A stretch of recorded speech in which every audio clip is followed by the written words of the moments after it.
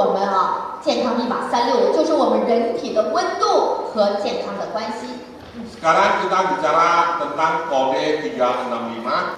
那大家看我们人体的正常的温度大概在36度5Oke, kita tahu bahwa manusia tubuh yang sehat selalu di angka 36,5 derajat Celcius. 我们大部分的人会对自己温度比正常的36度5高，会比较这个注意和这个我们叫什么比较紧张Dan kita lucunya manusia, kalau seandainya suhu tubuh kita turun naik sedikit, kita akan sangat memperhatikan dan kita akan sangat khawatir. 为什么？因为我们知道当我的温度到37度、37度、38度的时候，知道我生病了。Karena kita tahu begitu suhu badan kita sampai 37, 37,5, 38, kita tahu bahwa saya sudah demam dan saya sudah sakit. 但是大家知道吗？我们的温度降低对我们人体的伤害和危害是更大的。Kalau kita seandainya suhu kita 36,5 ini turun menjadi 35, itu jauh lebih berbahaya daripada suhu kita naik di atas 36,5. 其实我们的温度提升1度的时候，也就是你的温度到37度5的时候，你的整个免疫启动了。Sebenarnya suhu badan kita kalau naik 1 derajat menjadi 37,5, berarti imun sistem Anda telah meningkat 30%-nya. 也就是这时候你的免疫力会增加30%到60%。 Maka pada saat itu imun sistem akan naik sekitar 30% untuk mengatasi masalah-masalah di dalam tubuh Anda. OK， 但是大家知道，当你的温度降低1度的时候，你的免疫力会下降30%到60%。 Tahukah Anda begitu suhu badan Anda turun 1 derajat menjadi 35,5, bermakna imun sistem akan turun 30%-nya. 这时候你的心跳会加快，你的排肺功能就会下降。 Maka dari itu jantung Anda akan berdetak lebih cepat dan fungsi liver Anda detoksifikasi akan mulai melemah. 大家看，35度是癌细胞活跃的温度。 Anda begitu lihat dari depan ini adalah pada saat Anda Bapak sekalian mencapai 35 derajat Celcius, itu sel-sel di tubuh kanker di tubuh Anda mulai aktif karena setiap manusia di tubuhnya mempunyai 10 juta sel kanker yang pasif. Tapi jangan khawatir, 10 juta itu banyak, kalau rupiah misalnya, tapi sel Anda ada 70 triliun. Jadi kalau rekening Anda punya 70 triliun rupiah, punya 10 juta, jadi cairan kecil misalnya ya. OK， 因为大家知道我们的体温一会儿会讲到我们体温是细胞燃烧，让我们温度维持在36度5的。 Oke, bagaimana cara kita mempertahankan 36,5 ini? Karena di setiap sel kita ini terjadi pembakaran sehingga kita selalu maintain di 36,5. 但是我们的癌细胞它不是燃烧，它是通过发酵来升温的。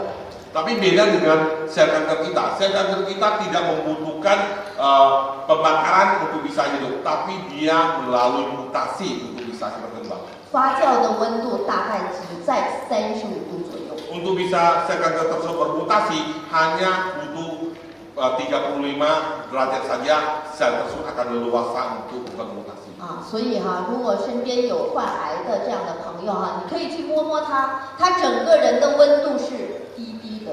Seandainya Bapak sekalian ketemu pasien kanker, Anda boleh pegang, jangan sembarang pegang ya. Anda bisa tes suhu dia, pasti dia selalu di 35 dan Anda kalau pegang badan dia selalu di jangan mulai pegang kiri kanan.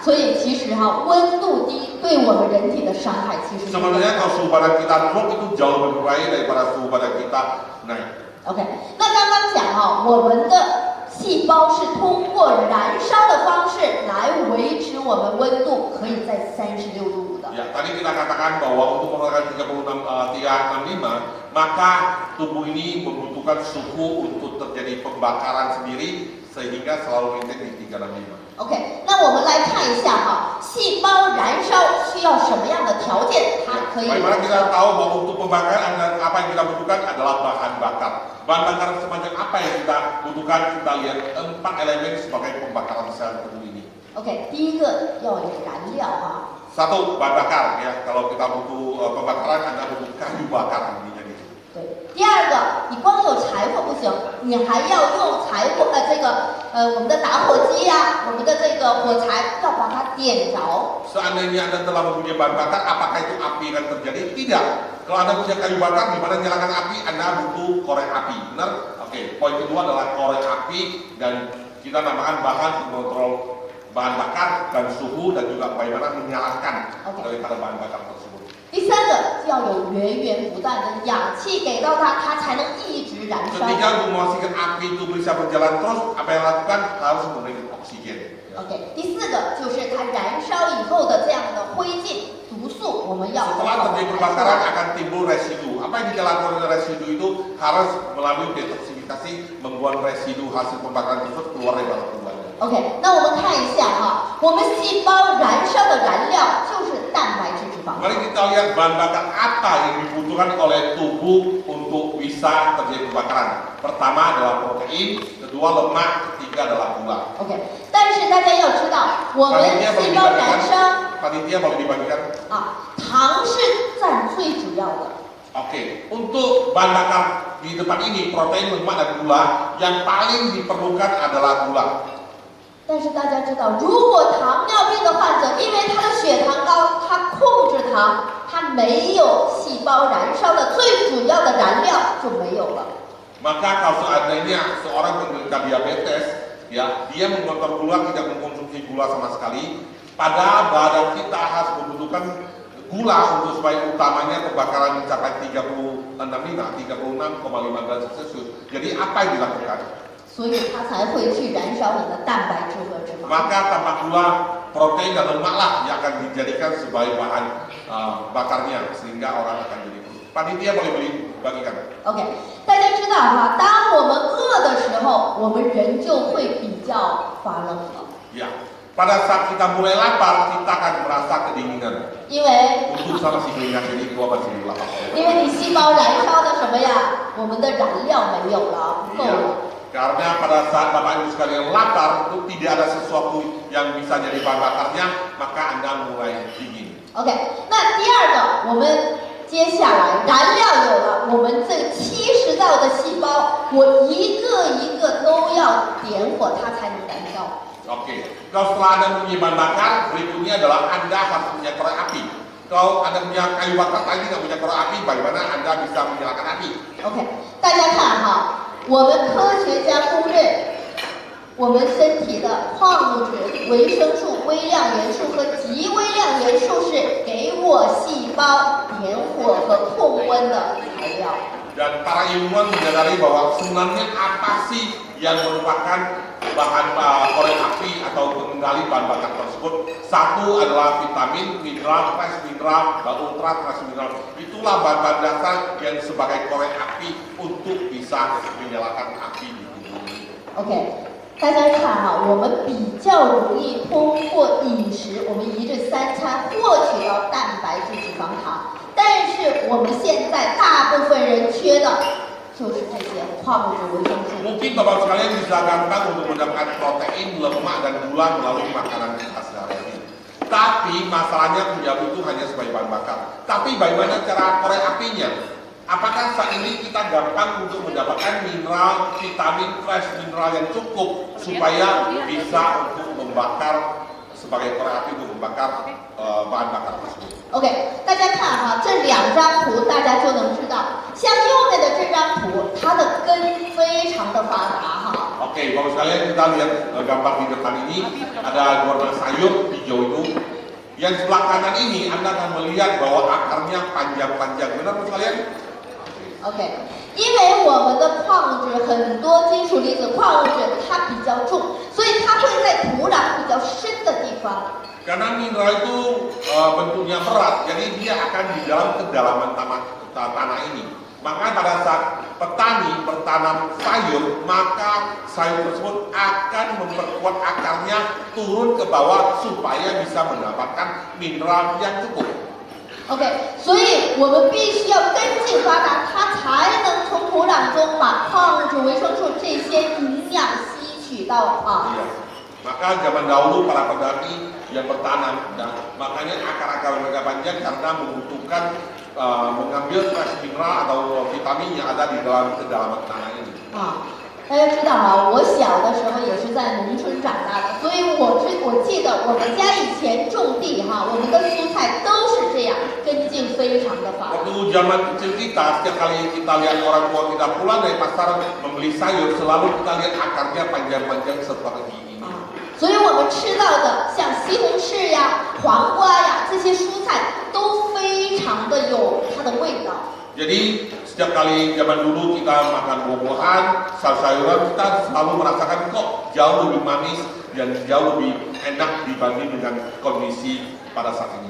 但是我们现在去菜市场买到的根本都吃不到我们小的时候的那种味道了。 Kalau saat ini Bapak sekalian pergi ke pasar membeli sayur dan juga buah-buahan, maka Anda tidak bisa mendapatkan nikmatnya seperti pada saat kita waktu kecil. 为什么？ Kenapa? 因为我们现在吃到的都是空心菜。 Sebenarnya apa yang kita konsumsi saat ini adalah sayur yang kosong, di mana kekurangan mineral dan vitamin. 对，就是说这个蔬菜水果里边的这种营养成分非常的少。 Jadi kenapa? Karena vitamin dan trace mineral di dalam sayur yang sama ini udah sangat berkurang banyak dibanding dengan zaman dahulu kala. 因为我们去菜市场买到的几乎都是像左边的这个图片一样，它的根茎短短。 Iya, kalau kita ke pasar saat ini kita beli sayur selalu seperti foto yang sebelah kiri Bapak sekalian, di mana akarnya pendek sekali. 这就是为什么现在我们吃到的种类更多了，但是现在得慢性疾病的人越来越多的原因所在。 Maka daripada itu sebenarnya pada zaman saat ini kita makan jenis sayurnya beraneka ragam lebih banyak dibanding dulu. Tapi kenapa kita gampang kena penyakit degeneratif? 所以大家再回去我们第一章，大家有想的这个我们说6大慢性疾病的原因皆归因于什么呀？我们的营养的这个缺乏哈。 Jadi kalau Anda kembali ke slide pertama, 6 penyakit utama di dunia ini ya disebabkan apa? Disebabkan kekurangan nutrisi yang seimbang yang kita konsumsi setiap hari. OK， 大家看哈，这是这个鲍林博士哈，他是2次得过诺贝尔奖的科学家。 Ya, foto di depan ini adalah beliau adalah Linus Pauling, seorang PhD yang 2 kali berturut telah menerima penghargaan hadiah Nobel di dunia ini.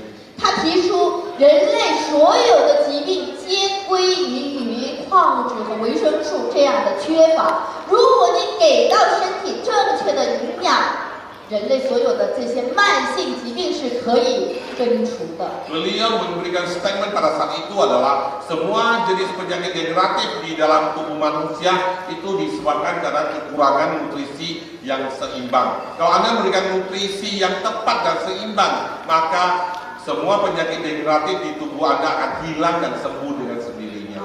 大家看哈，不是什么缓解，是根除哦。那这位科学家其实他是化学家他提出这个理论轰动了整个医学界。 Beliau adalah seorang biokimia. Pada saat dia menyatakan hal tersebut ya, penyakit degeneratif bukan terkontrol tapi sembuh total, maka dunia kedokteran pun heboh. Kenapa? Karena ternyata selama ini yang mereka lupakan adalah nutrisi. OK， 大家看哈，我们人体有21种必需的矿物质。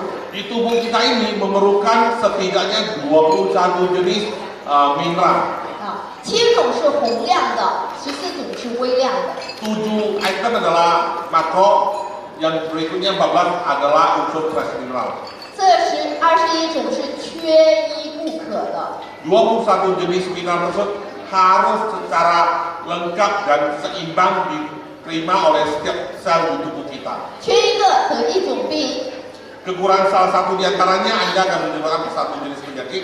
缺2个会得3种病。 Kekurangan 2 akan mendapat 3 jenis penyakit. 我们验血报告检查的时候也会有这7种洪亮的检查 Waktu Anda belajar tes analisa report, Anda bisa lihat 7 elemen penting tersebut, di mana bisa memberikan sinyal kepada Anda sebenarnya Anda sekarang lagi menderita penyakit apa. 从这个纳甲的这个量中，我们还可以看出一个人的性格和他的这个情绪啊，我 Ya, 们都能看出。 melalui daripada kekurangan mineral, ya, kita bisa mengetahui kondisi emosi setiap orang. Apakah orang itu adalah periang, apakah orang itu adalah depresi, apakah orang itu gampang stres, ataupun orang itu takut istri. Itu nggak boleh. Itu nanti kita akan ajarin, ini bahaya. 所以啊，真的大家要知道哈，你的情绪今天高不高兴，情绪低落，其实和你身体的矿物质是非常 Kalau 相 Anda 关的。 melihat seseorang setiap hari ceria saja, riang-riang saja, ketawa-ketawa aja, Anda bisa tahu nanti di hasil dari tes reportnya ternyata dia mempunyai komposisi mineral yang cukup. Kalau Anda lihat dia adalah stres, ya, setiap hari depresi dan segala macam, Anda baru tahu di laporan labnya nanti dia, oh ternyata dia kekurangan nutrisi ini. Jadi Bapak Ibu sekalian sangat gampang untuk membantu mengatasi emosi tersebut. Kalau suami atau istri ada setiap hari stres dan depresi, dengan Visol dalam jangka waktu 2 bulan Anda bisa mengganti total emosi dia menjadi seorang yang pemarah, menjadi periang. OK， 好，第3个就是我们的这个氧气哈。 Oke, elemen berikutnya adalah oksigen. Itu dibutuhkan oleh pembakaran untuk pembakaran. 大家知道吗？氧气是引起我们身体绝大多数疾病的首要原因。 Oksigen adalah item yang paling utama kalau kekurangan oksigen akan menyebabkan sebagian besar penyakit degeneratif di tubuh kita ini. 我们脑袋缺氧就会中风。 Kalau seandainya otak kita kekurangan oksigen, maka akan terjadi stroke. 如果你的这个心脏缺氧，你就会心梗。 Kalau ada atau seandainya jantung Anda kekurangan oksigen, Anda akan terjadi gagal jantung atau sakit jantung. 啊，如果你的胃缺氧，你就会消化不好。 Kalau seandainya di dalam ma Anda kekurangan oksigen, Anda akan sistem pencernaan Anda akan bermasalah. 如果你的肾脏缺氧，你就会肾衰竭。 Seandainya liver Anda, seandainya dalam ginjal Anda kekurangan oksigen, maka Anda akan terjadi kelemahan di daerah ginjal. 所以大家知道，我们人类最后死亡的原因就是你的细胞缺氧。 Jadi kalau manusia pada akhirnya saat meninggal, bukan semua organnya rusak secara total, tapi salah satu organnya kehilangan oksigen sama sekali, makanya orang itu meninggal. Makanya bilang kalau orang meninggal karena wah jantungnya masih berdetak, masih bisa dipakai, contoh ya, atau livernya masih bisa dipakai, transfer liver. Kenapa? Karena kalau orang meninggal bukan semua organnya meninggal sekali, tapi salah satu organnya kekurangan oksigen secara total dan organ itu shutdown. OK， 那我们的氧气就是通过我们的红血球来运送，所以红血球在我们身体里是非常非常重要的。 Bagaimana cara setiap sel di tubuh kita, setiap organ di tubuh kita mendapatkan oksigen yang cukup? Karena oksigen hanya bisa diantarkan oleh, bukan Bu Desi antar oksigen, kalau dia antar Visol ke tempat Anda ya. Kalau oksigen itu bisa diantar ke setiap sel Anda oleh apa? Sel darah merah. Jadi sel darah merah Anda sangat penting sekali berfungsi untuk mengantar setiap oksigen yang dibutuhkan oleh setiap sel di dalam organ Anda ini. OK， 大家看一下哈，这是德国科学家这个华宝博士哈。 Ini adalah Dr. Walbert, yaitu saintis daripada Jerman yang luar biasa. OK， 他在1931年的时候就得过诺贝尔医学奖。 Iya, dia pertama kali menerima hadiah Nobel pada 1931. 他在1955年的时候提出缺氧致癌的理论。 Pada tahun 1955 dia mengatakan bahwa kekurangan oksigen akan menyebabkan penyakit kanker. 也就是他通过非常多的实验发现，只要这个我们的细胞缺少35%的氧气的供给量，这个细胞几天内就会从一个正常的细胞突变成癌细胞。 Melalui riset beliau yang telah bertahun-tahun, akhirnya beliau menemukan satu hipotesa yang mengatakan kalau seandainya salah satu organ tubuh kita kekurangan oksigen sebanyak 35%, maka dalam beberapa hari saja organ tersebut akan kena kanker. 那刚才我们在上面讲，我们影响血液循环、影响你氧气的两个原因，第一个贫血，第二个血管堵塞。如果因为这两个原因导致你氧气的供给量不够65%的时候，你的这个细胞就 Tadi 非 kita 常容易 mengatakan 变 bahwa 成癌细 sirkulasi 胞。 darah kita ditentukan oleh 2 item. Satu adalah anemia, satu adalah sirkulasi darah yang tidak lancar, yaitu melalui daripada kolesterol tinggi, trigliserid dan segala macamnya. Seandainya 2 item tersebut terjadi pada tubuh seseorang, maka dia akan menghambat penyaluran oksigen untuk ke seluruh organ ini. Makalah akan muncul yang paling teruknya adalah penyakit kanker. 所以氧气是非常非常重要 Maka 的。 itulah pentingnya, sangat pentingnya oksigen. OK，第四个就是我们说的排毒哈。 Oke, poin keempat yang terakhir yang kita namakan dengan detoksifikasi. 大家可能都没有想到，我们身体里最大的毒素竟然是二氧化碳。 Mungkin di antara bapak sekalian tidak sadari bahwa tubuh kita mempunyai racun yang paling banyak adalah karbon dioksida. 大家知道，我们的红血球它不仅要把氧气送给我们的细胞，它还要把二氧化碳带出来。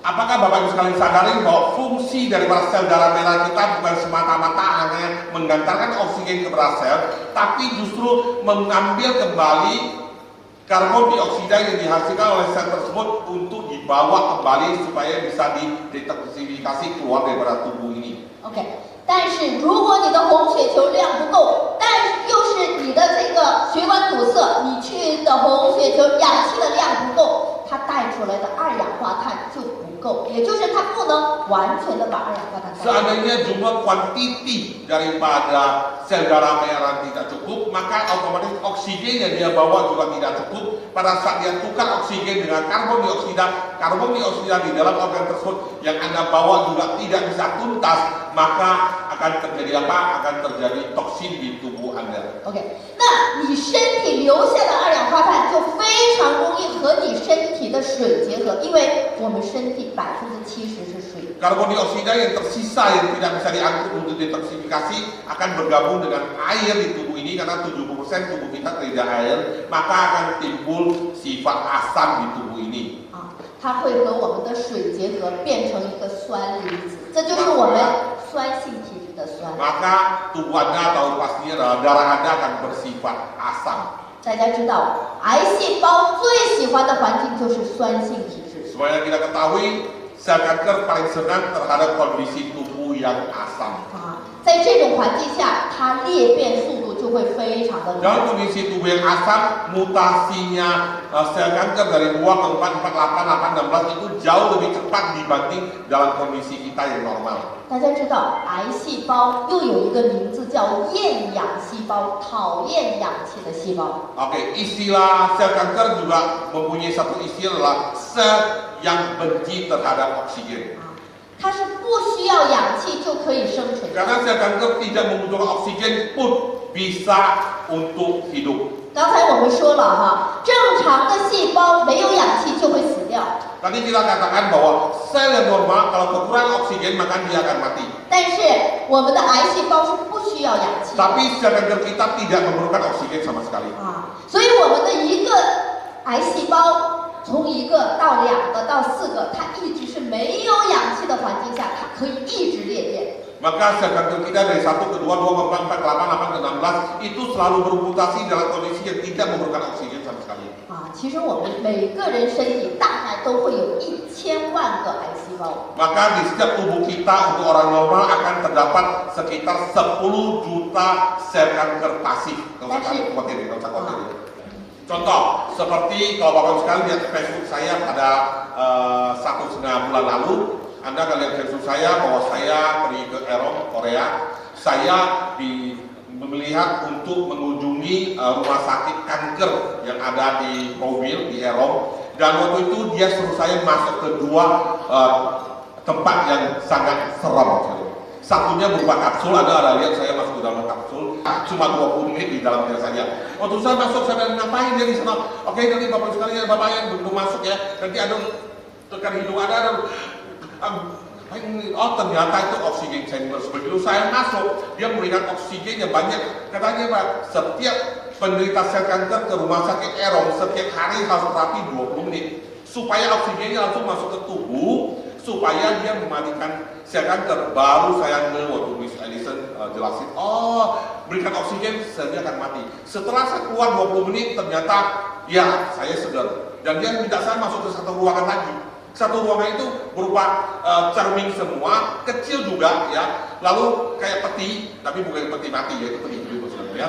Susah masuk dan begitu tombol pencet dia tutup semua. Waktu ditutup semua lampunya nyala.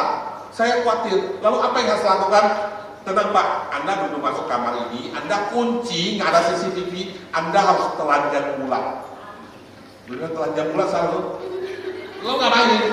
Anda masuk merangkak ke dalam kaca tersebut, Anda pencet dan lampunya menyinari. Ternyata dia menaikkan suhu kita 1 derajat di atas selama 20 menit. Ya. Setelah itu, karena ternyata suhu yang panas itu akan mematikan sel kanker. Makanya tadi katakan bahwa kanker sangat senang di suhu 35 derajat Celcius. Jadi 365 naik ke 375, sel kanker itu nggak bisa hidup. Jadi ternyata pengobatan sel kanker yang ada di Erong yang luar biasa ini seperti yang dikatakan Miss Allison bahwa kanker takut oksigen, kanker kalau suhunya tinggi, kankernya hilang. Ya, siapa di antara sudah pernah konsumsi tiga produk ini? Oke. Produk apa yang Anda rasakan masuk ke dalam mulut asam tapi sebenarnya dia sifatnya basah? 3 kali ini. Mineral, ya benar. Jadi kalau ada orang punya kanker, Anda tahu apa yang harus diberikan? Nah, itu sekali ya semuanya. Oke, yuk kita lanjutin. OK， 好，那这个就是我们说的毒素大家要知道，一定不能让你的身体处在一个酸性的环境。 Ya, pastikan tubuh Anda tidak boleh dalam kondisi yaitu asam. 如果我们一年365天，我每天都是36度5，就说明我这一年我都是健健康康的Oke, begitu Bapak sekalian sepanjang tahun 36,5 derajat Celcius bermakna congratulations Anda sepanjang tahun ini semua sehat walafiat.